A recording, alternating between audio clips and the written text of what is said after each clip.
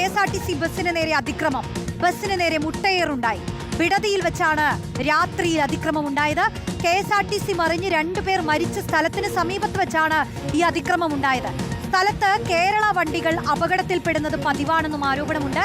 പോലീസിൽ പരാതി നൽകാൻ ഒരുങ്ങുകയാണ് മലയാളി അസോസിയേഷൻ. അരുൺ പുപ്പറമ്പ് ചേരുന്നു. അരുൺ, അതെങ്ങനെയാണ് ഈ ഒരു പ്രദേശത്ത് സ്ഥിരമായി ഇങ്ങനെ അപകടങ്ങൾ ഉണ്ടാകുന്നു? ഈ കേരളത്തിൽ നിന്നുള്ള വണ്ടികളാണ് അതിൽ അപകടത്തിൽപ്പെടുന്നത്. ഇപ്പോൾ ഇതാ ഒരു മുട്ടയേർ ആക്രമണവും ഉണ്ടാകുന്നു. എന്താണ് അവിടെ സംഭവിച്ചുകൊണ്ടിരിക്കുന്നത്?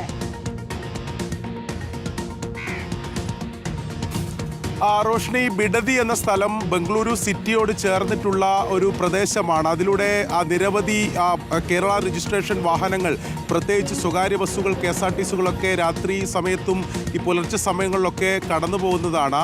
ഇത്തരം വാഹനങ്ങൾ അപകടത്തിൽപ്പെടുന്നതും പതിവാണ് എന്നതാണ് ഈ മലയാളി അസോസിയേഷൻ ഉൾപ്പെടെയുള്ളവർ പറയുന്നത്. എന്തായാലും ഇന്നലെ രാത്രിയാണ് ഈ സംഭവം ഉണ്ടായത്. KSRTC ബസ് ബംഗളൂരുവിൽ നിന്ന് രാത്രി യാത്ര പുറപ്പെട്ട് കാസർഗോട്ടേക്ക് വരുന്നതാണ്. അതിനിടെ ഈ ബിഡതിയിൽ വെച്ച് ചീമുട്ടയേറാണ് ഉണ്ടായത് എന്നതാണ് മനസ്സിലാക്കാൻ കഴിയുന്നത്. പെട്ടെന്ന് ഇത് ഡ്രൈവറുടെ ശ്രദ്ധയിൽപ്പെടുന്നു. നമുക്കറിയാം, രാത്രി സമയങ്ങളിലൊക്കെ ഡ്രൈവ് ചെയ്യുമ്പോൾ പെട്ടെന്ന് ഇങ്ങനെ ഒരു അതിക്രമം ഉണ്ടായാൽ വാഹനം നിയന്ത്രണം വിടാനും അപകടത്തിൽപ്പെടാനൊക്കെ സാധ്യത കൂടുതലാണ്. ഈ കേരള രജിസ്ട്രേഷൻ വാഹനങ്ങൾക്കെതിരെ ഇത്തരം ആക്രമണങ്ങളും അതിക്രമങ്ങളും പ്രത്യേകിച്ച് ബംഗളൂരു സിറ്റിയോട് ചേർന്ന ഈ ബിഡതിയിലും പ്രദേശത്തൊക്കെ ഉണ്ടാവാറുണ്ട് എന്ന പരാതി കൂടി മലയാളി അസോസിയേഷനൊക്കെ ചൂണ്ടിക്കാണിക്കുന്നുണ്ട്. എന്തായാലും ഈ KSRTC കണ്ടക്ടർ ഇത് സംബന്ധിച്ച പരാതി നൽകിയിട്ടുണ്ട്.